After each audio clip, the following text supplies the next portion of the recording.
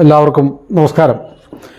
കഴിഞ്ഞ കുറച്ച് ദിവസങ്ങളായി മലപ്പുറത്തെക്കുറിച്ച് പറയുമ്പോൾ ഒരു മറുശബ്ദം കേൾക്കുന്നു ചില ഇടങ്ങളിൽ നിന്ന്. മലപ്പുറത്തെക്കുറിച്ച് പറയണ്ട, ഞങ്ങൾ മുസ്ലിങ്ങൾക്കെതിരെ പറയണ്ട എന്ന്. മലപ്പുറത്തെക്കുറിച്ച് പറഞ്ഞാൽ മുസ്ലിങ്ങൾക്കെതിരെയാണെന്നുള്ളത് ഏത് വിഡ്ഢിയുടെ സങ്കല്പമാണ് എന്ന് മാത്രമല്ല, മലപ്പുറത്തിൻ്റെ പാരമ്പര്യം, സാംസ്കാരിക പാരമ്പര്യം ആരുടേതാണ്? ഒരുപറ്റം തീവ്രവാദികളുടേതാണ്, അതല്ല വർഗീയവാദികളുടേതാ? ഏതെങ്കിലും പ്രത്യേക മതത്തിൽപ്പെട്ടവർക്ക് കുടുംബപരമായോ പാരമ്പര്യമായോ കിട്ടിയതാണ് മലപ്പുറം? മലപ്പുറം എന്ന് പറയുന്നത് കേരളത്തിൻ്റെ ഭാഗമാണ്. കേരളം എന്ന് പറയുന്നത് ഭാരതത്തിൻ്റെ അംശമാണ്. ഭാരതം എന്ന് പറയുന്നത് സനാതനധർമ്മത്തിൻ്റെ നിലയിൽ ജീവിച്ചു വരുന്ന, അതിൻ്റെ അടിസ്ഥാനത്തിൽ അനേകായിരം കൊല്ലങ്ങളായി ജീവിക്കുന്ന ഒരു ജനതയുടെ നാടാണ് ഭാരതം. സനാതനധർമ്മികളുടെ നാടാണ് ഭാരതം. ആ സനാതനധർമ്മത്തിൻ്റെ ഉള്ളിൽ നൂറുകണക്കിന് മതങ്ങളും വിശ്വാസങ്ങളും ആരാധനകളും മതവിരുദ്ധരും ഒക്കെ ഉണ്ടായിരിക്കാം. പക്ഷേ ഭാരതം സനാതനധർമ്മത്തിൻ്റെ നാടാണ്. ആ ഭാരതത്തിൻ്റെ അംശമായ കേരളം സൃഷ്ടിച്ചത് പരശുരാമനാണ്. പരശുരാമ ക്ഷേത്രം എന്ന RSSകാരിട്ട പേരല്ല. അനേകം കവികളും സാഹിത്യകാരന്മാരും അനേകം വർഷങ്ങളായി പറഞ്ഞു പോരുന്നതാണ് കേരളം പരശുരാമ ക്ഷേത്രമാണെന്ന്. അതുകൊണ്ട് ആ പരശുരാമ ക്ഷേത്രത്തിൻ്റെ അടങ്ങുന്ന ഒരു ഭാഗമാണ് മലപ്പുറം എന്നുള്ളത്. അതിലുപരി മലപ്പുറം എന്ന് പറയുന്നത് ആ പ്രദേശമാണ് കേരളത്തിൻ്റെ സാംസ്കാരിക കേന്ദ്രവും കൂടിയാണ് മലപ്പുറം. ആധുനിക മലയാളത്തെ സൃഷ്ടിച്ചത്, ഭാഷയെ സൃഷ്ടിച്ചത്, ഭാഷയിലൂടെ സംസ്കാരത്തെ സൃഷ്ടിച്ചത്, സംസ്കാരത്തിലൂടെ ആധ്യാത്മികതയെ വളർത്തിയത് ഒക്കെ മലപ്പുറമാണ് എന്നോർക്കണം. കേരളത്തിൻ്റെ സാംസ്കാരിക ഭൂമികയെ രൂപപ്പെടുത്തിയ രാമായണമാണ് കേരളത്തിൻ്റെ സാംസ്കാരിക ഭൂമികയെ രൂപപ്പെടുത്തിയത്. ആ രാമായണം, അധ്യാത്മരാമായണം എഴുതിയ തുഞ്ചൻ മലപ്പുറത്തുകാരനാണ്, തുഞ്ചത്തെഴുത്തച്ഛൻ. എന്ന് മാത്രമല്ല, ഇന്നും നമ്മൾ പറയുന്ന അക്ഷരം, മലയാള അക്ഷരം മുഴുവൻ പഠിക്കാൻ വേണ്ടിയിട്ട് ഹരിനാമകീർത്തനം എഴുതിയ തുഞ്ചത്താചാര്യൻ്റെ നാടാണ് മലപ്പുറം. അതുകൊണ്ട് തുഞ്ചത്താചാര്യൻ്റെ നാടിനെ, രാമായണത്തിൻ്റെ നാടിനെ, ഹരിനാമകീർത്തനത്തിൻ്റെ നാടിനെ ഒരു പറ്റം വർഗീയവാദികളുടെ വകയാണ് എന്ന് അവകാശപ്പെടേണ്ടതൊന്നുമില്ല. അങ്ങനെ അവകാശപ്പെട്ടാൽ അത് അംഗീകരിച്ചു തരാനും ആരും ബാക്കിയുണ്ടാവില്ല എന്നർത്ഥം. ഇന്നലെ കുരുത്ത ചില തീവ്രവാദികളുടെ വകയല്ല മലപ്പുറം. മലപ്പുറത്തെക്കുറിച്ച് ആർക്കും പറയാം, എന്തും പറയാം, ഗുണപരമായും പറയാം, വിമർശിച്ചും പറയാം. വിമർശിച്ച് പറഞ്ഞെന്നാൽ അത് മുസ്ലിങ്ങൾക്കെതിരാണ് എന്ന് വ്യാഖ്യാനിച്ചുകൊണ്ട് ആരും മലപ്പുറത്തിൻ്റെ അവകാശം പറയേണ്ടതില്ല. മലയാളത്തെ രൂപപ്പെടുത്തിയ തുഞ്ചനെ പോലെ തന്നെയുള്ള മറ്റൊരു മഹാനാണല്ലോ പൂന്താനം തിരുമേനിയുടെ നാടും മലപ്പുറം തന്നെയാണ്. അങ്ങാടിപ്പുറത്തിനടുത്താണ് പൂന്താനം. ഇല്ലം അദ്ദേഹം എഴുതിയ ജ്ഞാനപ്പാനയുടെ 2 വരി അറിയാത്തവർ ആരെങ്കിലും ഉണ്ട്? അവർ മലയാളികളാണെന്ന് അവകാശപ്പെടാൻ കൊള്ളുന്നവരല്ല. ജ്ഞാനപ്പാന ആണ് കേരളത്തിൻ്റെ സാംസ്കാരികമായ അന്തരീക്ഷത്തെ തുഞ്ചത്തെഴുത്തച്ഛനെ പോലെ തന്നെ കരുപ്പിടിപ്പിച്ച, സാധാരണ മനുഷ്യൻ്റെ ഉള്ളിലേക്ക് ആധ്യാത്മികതയെ, ഭക്തിയെ സന്നിവേശിപ്പിച്ച ആളാണ് പൂന്താനം തിരുമേനി. ആ പൂന്താനത്തിൻ്റെ നാടാണ് മലപ്പുറം എന്നുള്ളത് മറന്നു പോകണ്ട. പൂന്താനത്തിൻ്റെ പാരമ്പര്യം അംഗീകരിക്കാത്തവർ മലപ്പുറത്തോ കേരളത്തിലോ ജീവിക്കാൻ അർഹരല്ല തന്നെ. അതുകൊണ്ട് മലപ്പുറം എന്ന് പറഞ്ഞാൽ പൂന്താനത്തിൻ്റെ നാടാണ്. അതിനുമപ്പുറം മേൽപ്പത്തൂർ നാരായണ ഭട്ടതിരി, ഗുരുവായൂരമ്പലത്തിൽ വന്നിരുന്ന് ഭജിച്ച് നാരായണീയം എഴുതിയ മേൽപ്പത്തൂർ നാരായണ ഭട്ടതിരിയുടെ നാടാണ് മലപ്പുറം. മറന്നു പോകരുത്. ഭക്തിയുടെ, ആത്മീയതയുടെ ഒക്കെ നാടാണ് മലപ്പുറം. സനാതനധർമ്മത്തിൻ്റെ മലയാളത്തിലുള്ള നാരായ വേരുകളെ രൂപപ്പെടുത്തിയ മേൽപ്പത്തൂരിൻ്റെയും തുഞ്ചൻ്റെയും പൂന്താനത്തിൻ്റെയും ഒക്കെ നാടായ മലപ്പുറത്തിനെ വർഗീയവാദികളുടെ കുടുംബസ്വത്താക്കി മാറ്റാനുള്ള കുൽസിത ശ്രമം നമ്മളെല്ലാവരും തിരിച്ചറിയേണ്ടതുണ്ട്. വില്യമംഗലത്ത് സ്വാമിയാർ മലപ്പുറത്താണ് ജീവിച്ചത്. അദ്ദേഹത്തിൻ്റെ പ്രധാന പ്രവർത്തന കേന്ദ്രം മലപ്പുറമായിരുന്നു. ആ വില്യമംഗലത്ത് സ്വാമിയാരുടെ നാടിനെ ആരും അങ്ങനെ തട്ടിയെടുക്കാൻ ഒന്നും ശ്രമിക്കേണ്ടതില്ല എന്ന് അർത്ഥം. അതുകൊണ്ട് ഇന്ന് നാം പറയുന്ന മലയാള ഭാഷയെ, ഭാഷയിൽ അടങ്ങിയിരിക്കുന്ന സംസ്കാരത്തെ, സംസ്കാരത്തിൽ അടങ്ങിയിരിക്കുന്ന ആത്മീയതയെ, ആത്മീയതയിൽ അടങ്ങിയിരിക്കുന്ന സനാതനധർമ്മത്തെ, അതിൻ്റെ എല്ലാം കേദാരമാണ് മലപ്പുറം. ആ സനാതനധർമ്മത്തിൻ്റെ കളിത്തൊട്ടിലും വളർന്ന ഇടവും ഒക്കെയായ മലപ്പുറത്തിനെ വർഗീയവാദികളുടെ പാരമ്പര്യ സ്വത്തായി അവകാശപ്പെടുന്നവർ വിഡ്ഢികളുടെ സ്വർഗത്തിലാണ് എന്ന് പറയേണ്ടി വരും. എന്ന് മാത്രമല്ല, അതിനുമപ്പുറം കേവലം ഭക്തിയോ ആത്മീയതയോ മതമോ മാത്രമല്ല, മാമാങ്കത്തിൻ്റെ നാടാണ് മലപ്പുറം.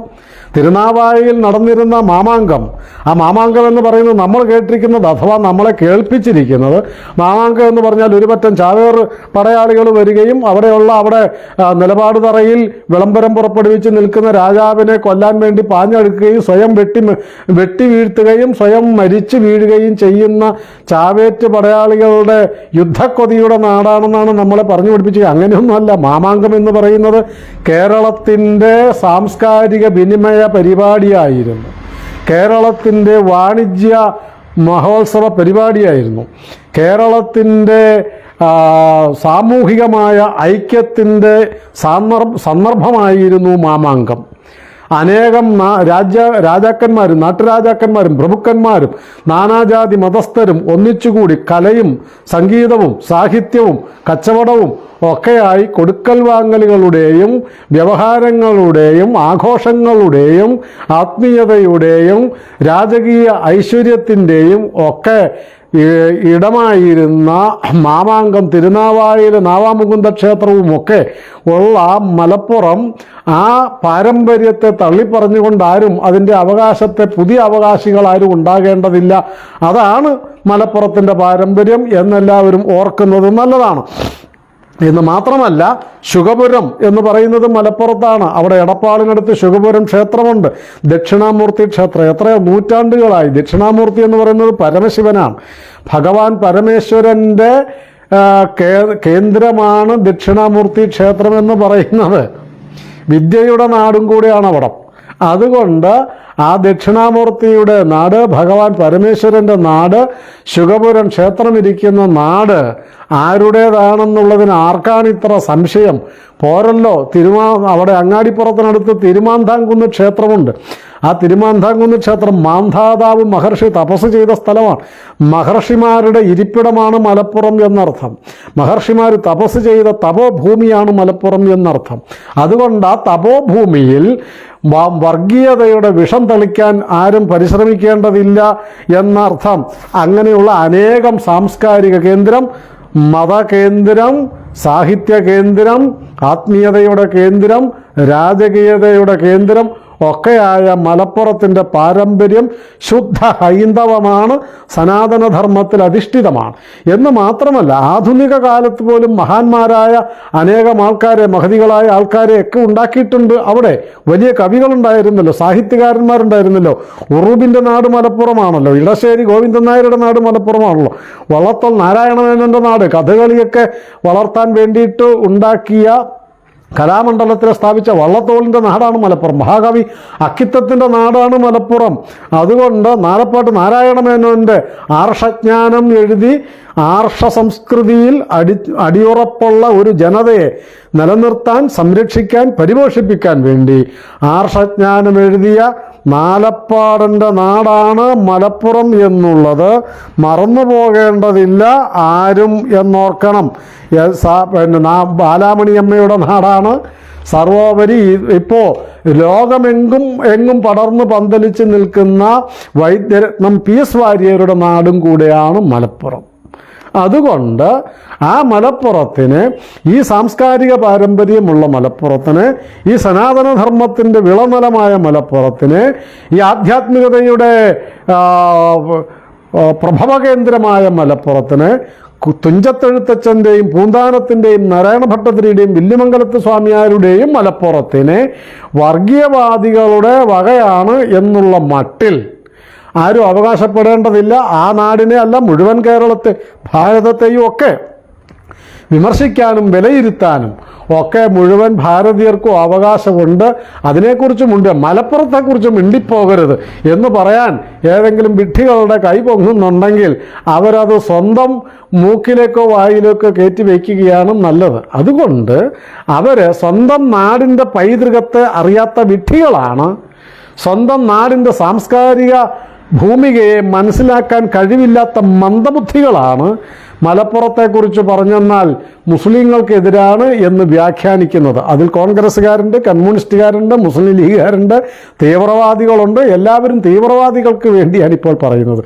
അതുകൊണ്ട് മലപ്പുറത്തെക്കുറിച്ച് പറയുന്നവർ തുഞ്ചത്തെഴുത്തച്ഛനെക്കുറിച്ച് പറയുക, പൂന്താനത്തെക്കുറിച്ച് പറയുക, കേരളത്തിൻ്റെ സാംസ്കാരിക തനിമയെക്കുറിച്ച് പറയുക, ജ്ഞാനപ്പാനെക്കുറിച്ചും രാമായണത്തെക്കുറിച്ചും പറയുക. അത് പറഞ്ഞ് നമ്മുടെ മുഴുവൻ കേരളത്തിൻ്റെയും അഭിമാന കേന്ദ്രമായ മലപ്പുറത്തിന് തീവ്രവാദികൾക്ക് തീർകൊടുക്കാതിരിക്കാനുള്ള ജാഗ്രത സാംസ്കാരിക അഭിമാനമുള്ള മുഴുവൻ മലയാളികളും കാണിക്കേണ്ടതാണ്. വർഗീയവാദികളുടെ അവകാശവാദത്തെ പരമപുച്ഛത്തോടെ തള്ളിക്കളയേണ്ടതാണ്. പറയേണ്ടതിനെ പറയാനും ചോദിക്കേണ്ടതിനെ ചോദ്യം ചെയ്യാനുമുള്ള ആർജവവും തൻ്റെടവും മലയാളികൾ കാണിക്കണം. കക്ഷി രാഷ്ട്രീയ ഭേദമന്യേ മലപ്പുറത്തിൻ്റെ പാരമ്പര്യത്തെ വീണ്ടെടുക്കുവാൻ, മണ്ണിനെയും സംസ്കൃതിയെയും വീണ്ടെടുക്കുവാൻ ഉള്ള ജാഗ്രത എല്ലാവരും കാണിക്കണം എന്ന് അഭ്യർത്ഥിക്കുന്നു. നമസ്കാരം.